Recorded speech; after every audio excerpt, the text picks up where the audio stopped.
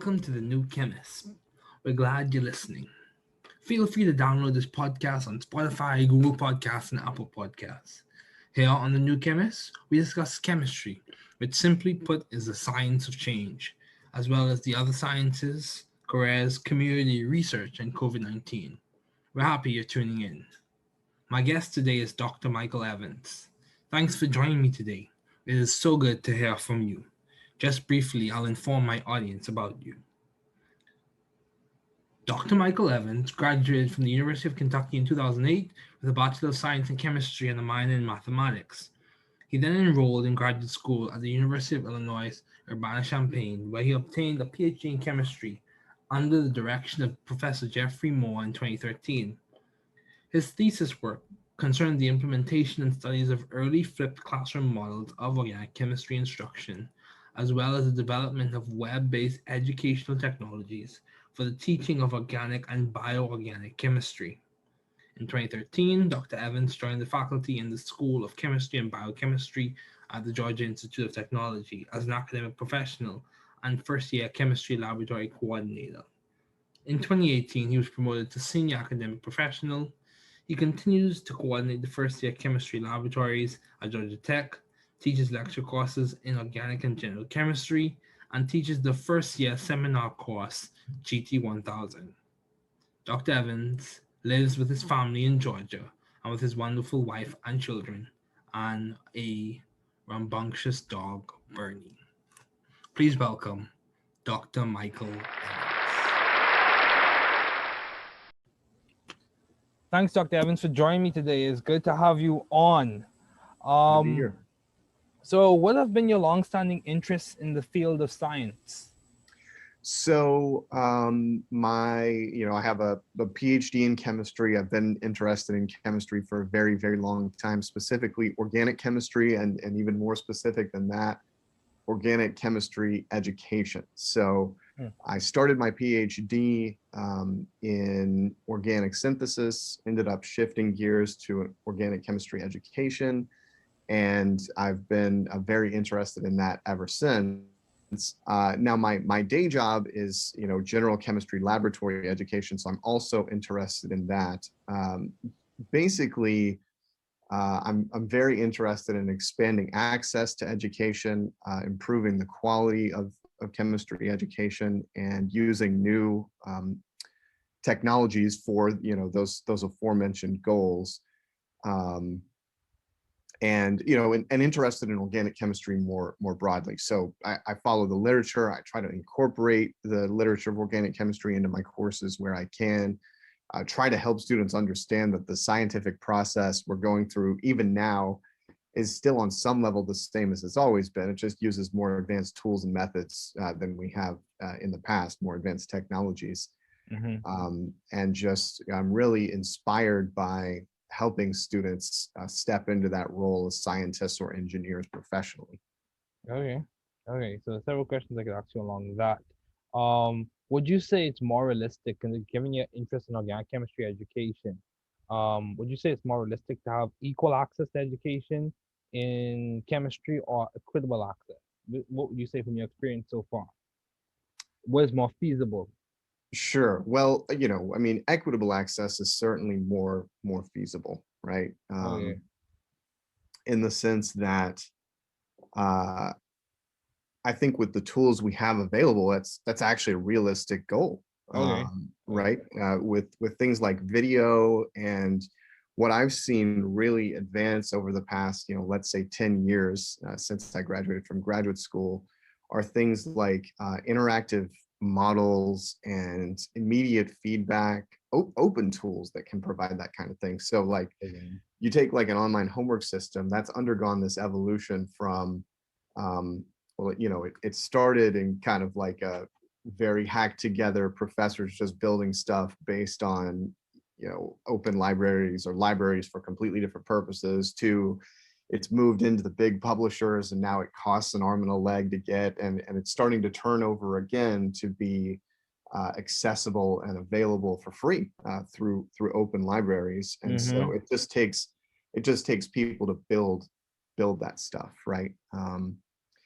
And the challenge The challenge really is the feedback Oh, piece, feedback. right? Oh, In terms of equitable versus equal, right? I think about equitable as, here's the material, you know, you have access to the material, you it's possible to succeed in this course by watching these videos, solving these problems, etc.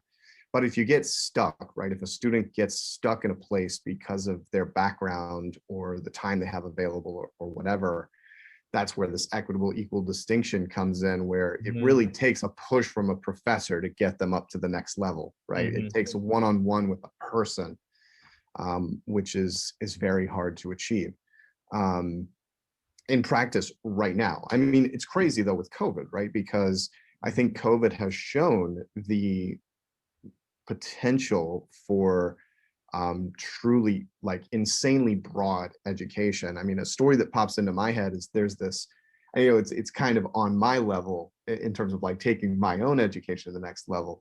There's Okay. this heterocycles course that this professor at Scripps teaches, and it's mainly for industrial, like pharmaceutical chemists. Mhm. Phil Barron teaches it, and he had put the lectures on iTunes U and his books, you know, available for $10. Very accessible course even pre-COVID. Okay. But since COVID, he's actually moved the lectures onto Zoom and basically said, if you want the link, send me an email. I'll give you the link. So the next time he runs the course, I'm actually going to be able to join in on Zoom and participate in the chat and actually like be actively engaged and involved in the course. So Wow. seeing stuff like that and seeing a guy like Phil Barron, who's world famous, right?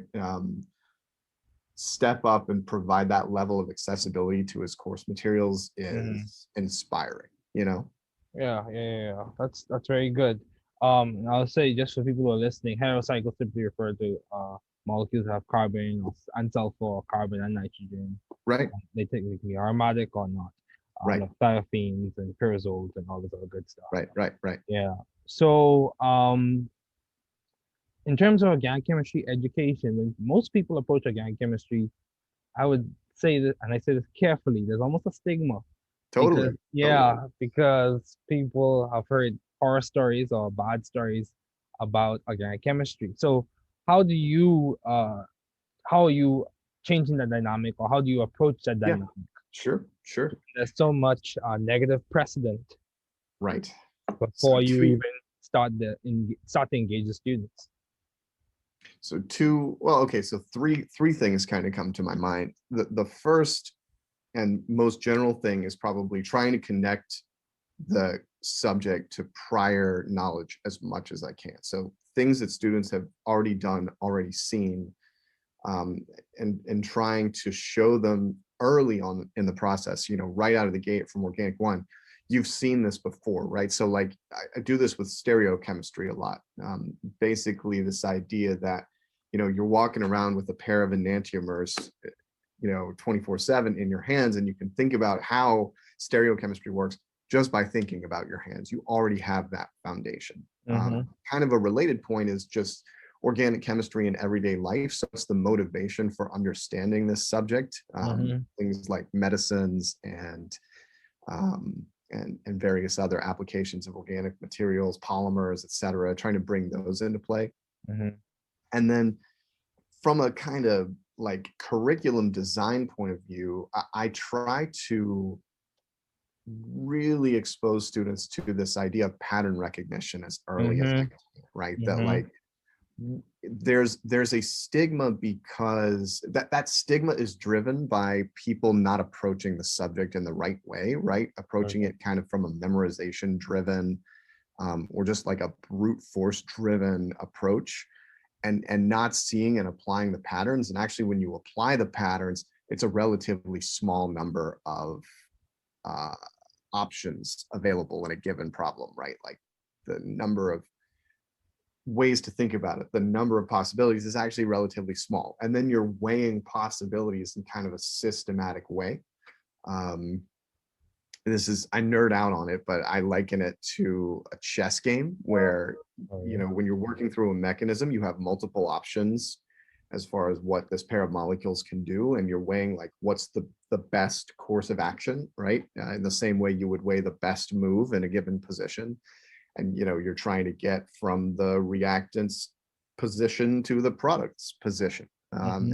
and reason through that logically. So yeah, so those are the three big things that I kind of try to do to push through that stigma. Prior knowledge, you've done this before.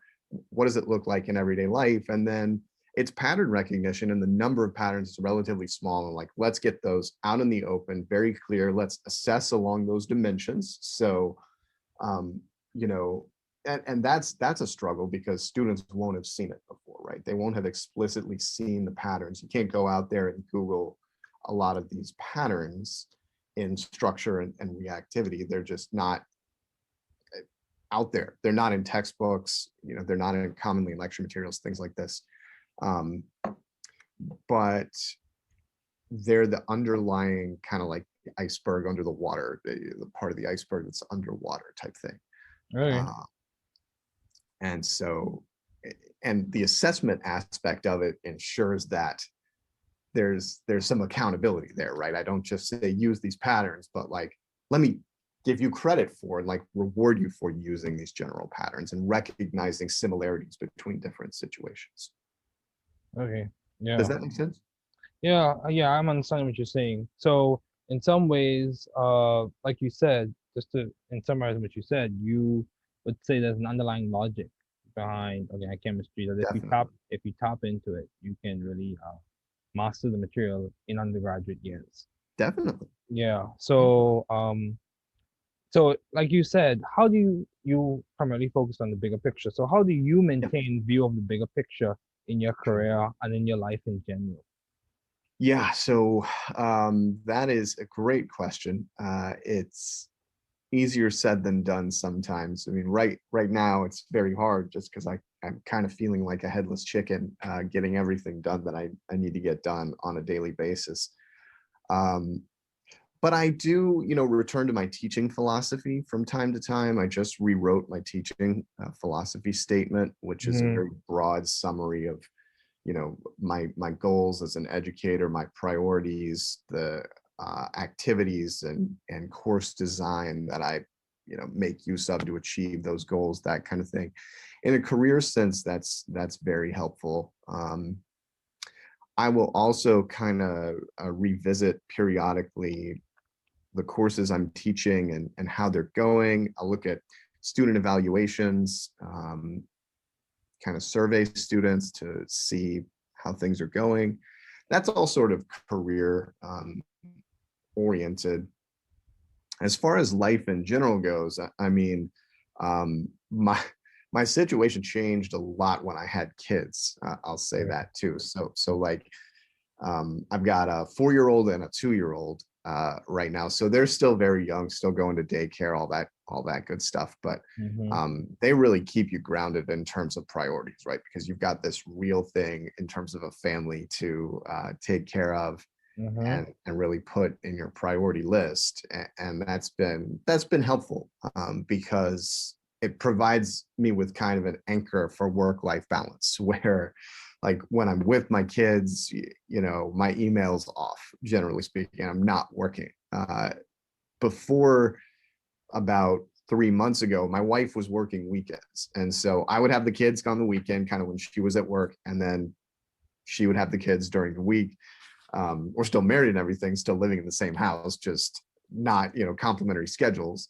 Mm-hmm. And so, and that was a great way to kind of anchor things. She's now working during the week, so that's made it more challenging. I'm kind of in the process of adjusting my schedule, adjusting my thought process to kind of recalibrate. But yeah, um, and as far as life in general, I mean, you have to take some time to reflect on what things give you fulfillment, what things don't, and then judging in a career sense what things that are not fulfilling do I still have to do because of professional obligations. What things can I sort of cut loose, and those are sometimes it's hard decisions that have to be made there, but taking the time to reflect on that kind of stuff is really important to me. Okay, so this is going to be a technical question I'm going to ask you. Sure. You mentioned you're teaching philosophy. So, I'll ask you a few technical questions. what would you say is the limiting reagent to student success in your classes? Good question. Wow, that's a really interesting question. So I was thinking about this in terms of the lab context the last time I edited my teaching statement. Mm. And the thing I've kind of landed on is that there's what's called an affective dimension of learning, which is the emotional side, right? Okay. You've got to be invested in an emotional sense in learning a topic before anything will stick. Mm-hmm. And that's a huge barrier, I feel, for laboratory education, because students come into a laboratory space with feelings of anxiety, Mm-hmm. feelings of, unpreparedness. There's pressure to succeed. Sometimes students don't really know what success looks like in a laboratory environment, right? Am I trying to collect data, accurately and precisely? And how do I do that? I'm trying to learn all these kind of psychomotor skills, how to pipette, how to operate glassware, how to handle Mm-hmm. reagents safely. There's the safety dimension. Mm-hmm. This affective side, particularly the anxiety that can come along with entering a lab room, is a huge barrier, I find, to success in lab courses. Okay. And so lately I've been trying to address that. And I mean, COVID was just that times 1,000, right? Because I now know, you've got right? health and safety. Yeah. Mm-hmm. On top of all of these things. And the fact of the matter is, students are not great about distancing in lab spaces, because if they're set up to work as lab partners, they want to collaborate with each other, right? And that's Mm-hmm. natural. And so there's all kinds of things going on there in terms of anxiety in lab spaces, and that is, to me, the number one barrier for student success in a laboratory setting. And whatever way I can ease that anxiety is something I try to pursue. So, like preparatory video resources, videos of me in the lab doing stuff, showing them how to use glassware, um, providing resources in the labs, so QR codes to videos in the labs, and various other things. Uh, I'm putting iPads in the labs now, so that they can access resources during the lab period. Just absolutely anything I can do to lower that anxiety is, to me, going to provide the biggest benefits to student success. Wow, that's good. So, yes, definitely mental health is so important. Yes, Just because you encounter anxiety doesn't mean that that's a bad thing. You just have to realize that you're encountering it right, and seek to address it. Would you say that right, experience is the catalyst that allows you to overcome that activation barrier? definitely. Or Yeah, okay, yes, yeah. It's almost as if that's good, that's good. So my last technical question as it relates to your teaching philosophy would be, would you say, and this might catch you off guard, would you say that learning is selective or specific?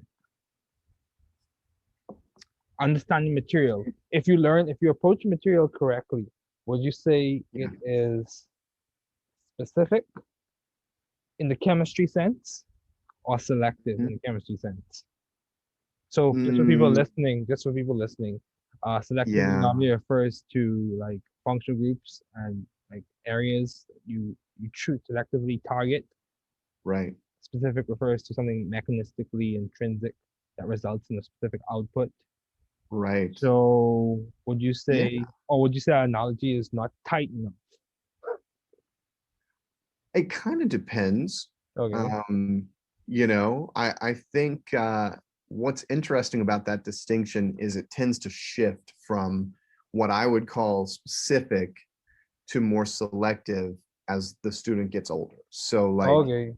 You think about general chemistry and introductory, where the goal is kind of a lot of it is algorithmic, right? I'm taking an input, I'm producing an output, Mm-hmm. and then you have a very specific, um, this problem solving method is tied to this type of problem, right? So in the Mm-hmm. sense of being specific, right, I see a buffer problem, I'm gonna, use this very specific sequence of steps to solve that problem, right? I see a Mm-hmm. gas laws problem, I'm gonna use PV equals nRT. Mm-hmm. And the problem solving method is tied to what the student perceives as it's this type of problem.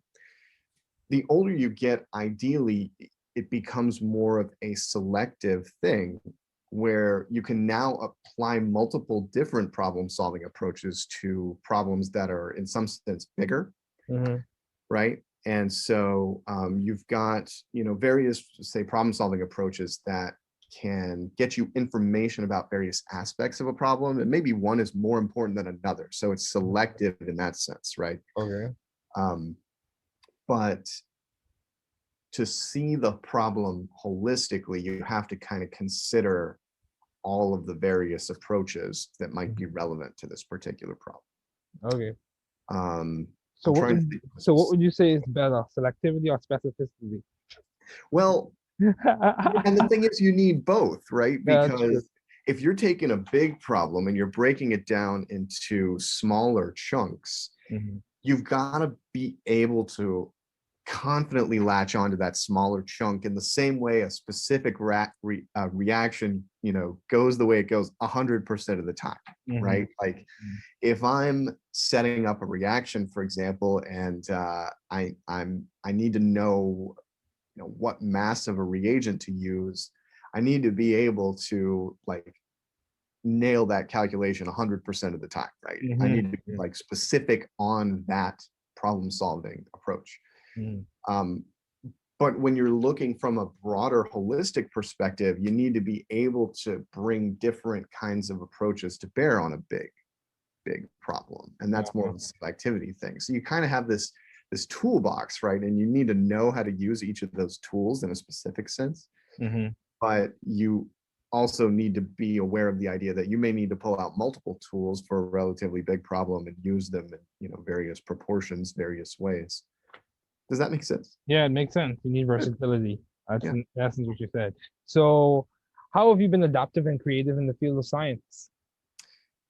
So, in terms of adaptive, COVID comes to mind. As something where we really had to change our approach.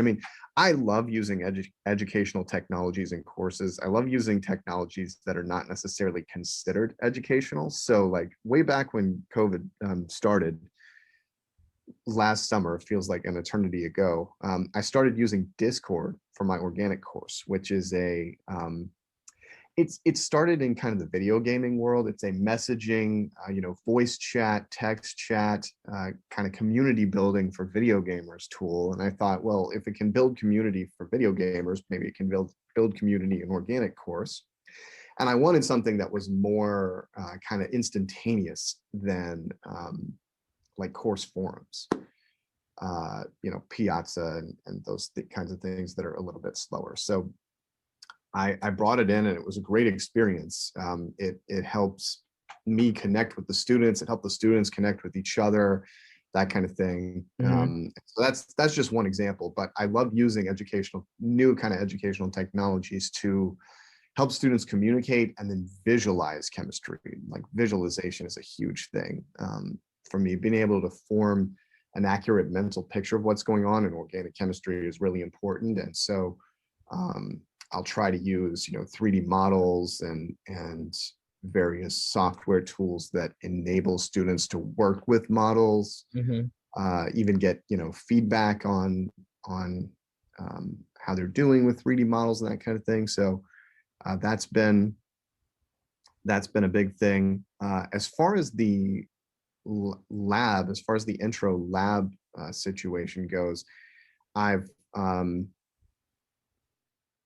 trying to innovate in the types of assignments I have students do, trying to be more authentic in some cases, provide them with an audience in the general chemistry lab, which is a broader lab for a variety of majors. I'll have students do things that are kind of targeted at other 1310 students, right? So write a report from the perspective of this is going to be shared with a 1310 student later, or like when we're doing a dry lab with Lewis structures, Vesper theory, write a solution guide that will help a student just learning this topic solve problems related to Vesper theory kind of thing.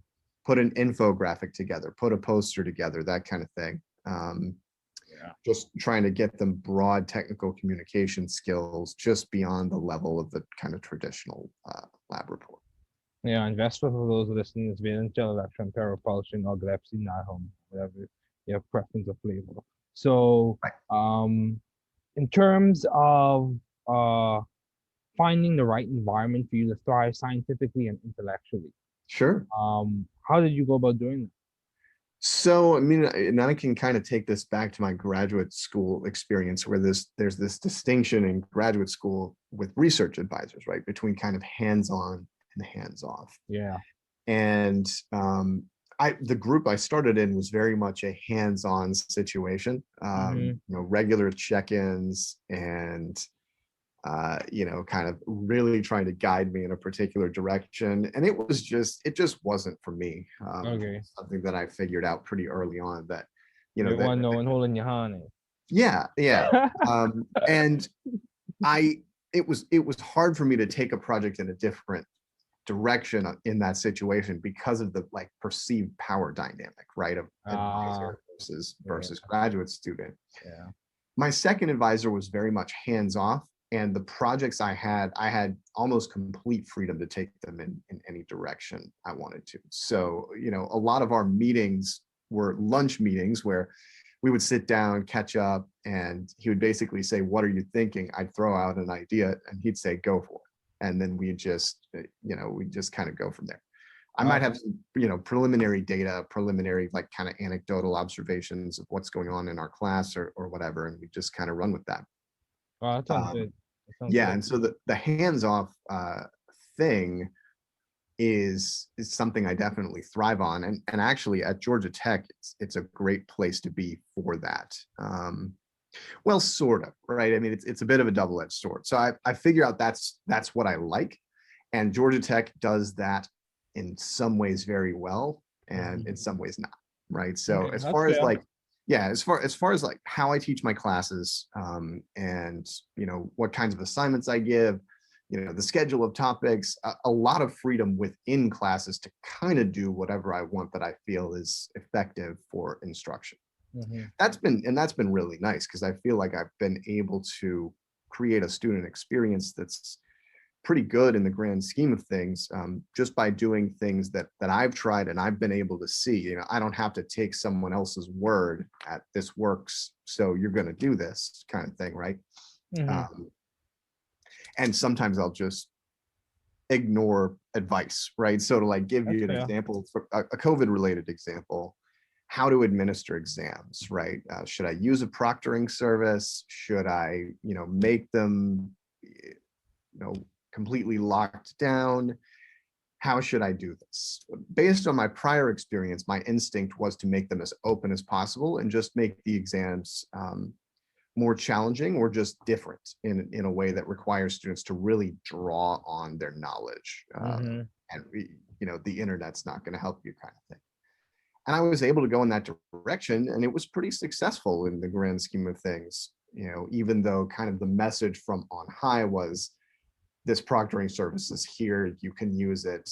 There was a bit of a push from administration to go in that direction. In other ways, school's more handholdy. It's more hierarchical than where I went to graduate school at Illinois. It's more centralized. Okay. So you'll get kind of messages from on high, and in like committee work and things like that, it's harder to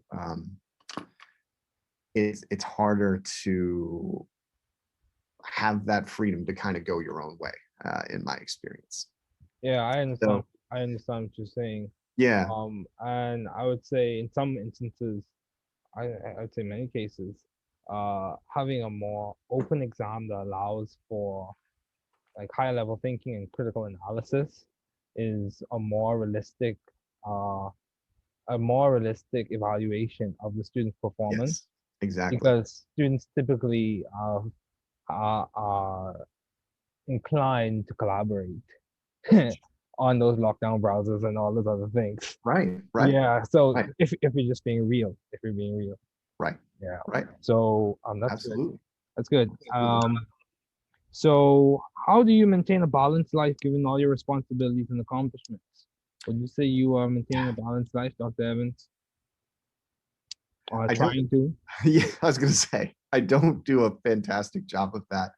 at times. But yeah, I mentioned the family kind of keeping me grounded, which is key. I do have hobbies. I've been really bad about kind of following my hobbies and balancing my hobbies against everything else lately, because it used to be tied to a sense of place before COVID, and for me it to some extent still is, because I still coming to work most days, and I'm here in the labs doing stuff.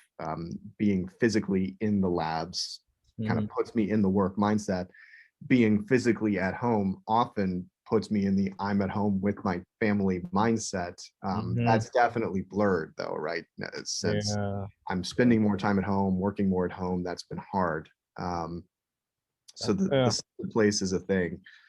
In terms of the hobbies, I like running. I like hiking. So going out in nature and just kind of disconnecting has been important. Playing chess, playing video games, doing those kinds of things, trying to connect with friends virtually, maintaining a social life as best I can has been really important. And that kind of thing. I mean, it's way easier said than done. And the thing is, and eventually you have to start saying no, right? And like, so this is good advice for anyone who's younger, where you may feel like my schedule's kind of empty, right? Or like you get to the end of the semester and it's like, what do I do now? What do I do like over break to maintain fulfillment or whatever? Your schedule will fill up as you gather accomplishments. People start realizing, oh, you're great for so and so, right? So like, oh, he ran these online exams over the summer and they went great, so let's like draw him in as an expert on this topic and have him to talk at faculty meetings, or like people start emailing you, your inbox starts filling up, and so the time just starts filling up, and eventually you have to start saying no. And that's hard, because that really requires you to reflect on like, what are my priorities and how do I not say no to something that I really should say yes to, or vice versa, say yes to something that I should really say no to. And I think reflection is the key to that, like reflecting on the bigger picture helps you say no. Because even if there's a little bit of drama associated with, you turning something down, that it's the right decision in the long run. Yeah, you're specific to your goals. Right. Right. Specificity as relates to your goals, just like specificity as relates to our chemical mechanism.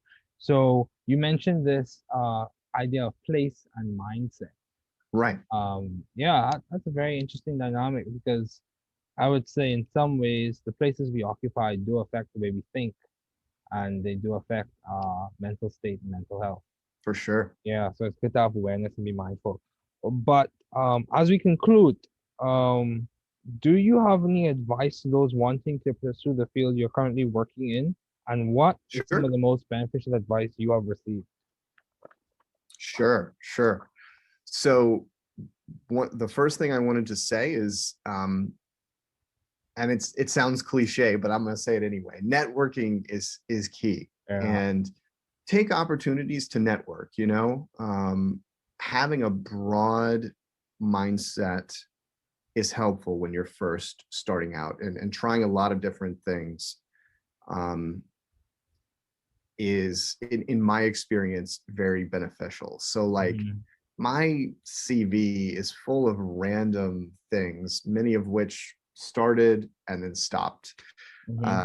And in terms of how I ended up here, it was the result of trying a lot of different things, meeting a lot of different people, and ending up in what I think is a pretty well-rounded situation.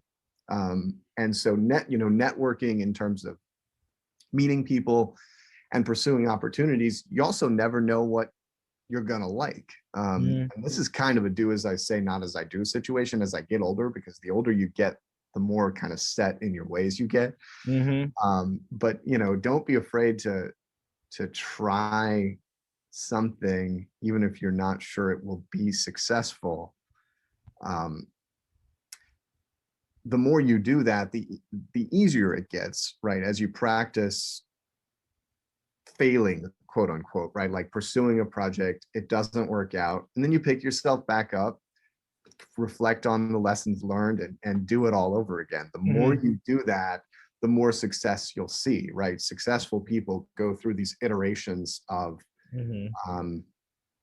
you know, things just are not clicking. And then all of a sudden, one day, something clicks. Something I read, gosh, where did I read it? Almost like failing forward, eh? Yeah, absolutely. Yeah, I think about research in that it's almost like a mill that you can constantly iterating, and then like Definitely.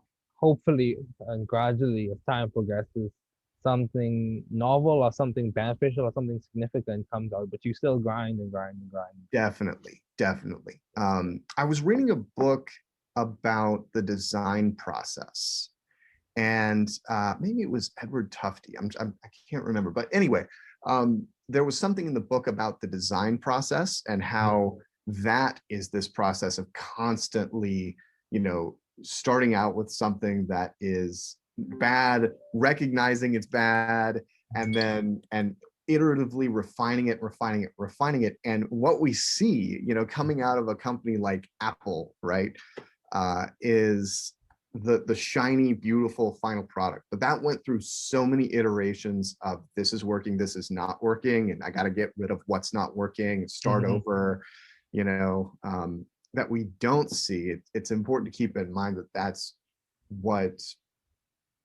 often what work is really going to look like. There are going to be a lot of days where you're going to produce a lot of crap.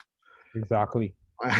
But on the days where you really hit it, and that was my experience in research as well, you know, I'd spend days, weeks, you know, in some cases months just producing crap, and then all of a sudden you latch onto an idea, and it often flows from that. It flows from the bad stuff. As my research advisor told me, it has to get worse before it gets better. That's perspective. That's definitely perspective. Yeah, which was good advice. I mean, we were making some pretty radical changes to the way organic chemistry was taught at Illinois. And he said it has to get worse before it gets better. We have to see what's working, what's not working, and kind of iteratively improve it. So I have several things I could say on that note. In terms of iterations, you even look at the Apple products. Yes, we had Apple with 10x or X. I'm gonna try and keep up with it. But the first iPhone was in itself an iteration of the last one. So even when you have iterations that are not completely desirable, there's still something that can be beneficial from them. That's one. Absolutely. And two, you made the statement things have to get worse before they get better. That even has some psychological aspects in that I've heard people say a part of building resilience, a part of the process of becoming resilient, falling apart is a part of that, and engaging in that falling apart process. So deconstruction before you reconstruct and improve. Yes. Yeah. So that's definitely that conversation can go on for a while, but it is definitely good to have you on. Thanks, Dr. Evans, for joining me. It was a pleasure.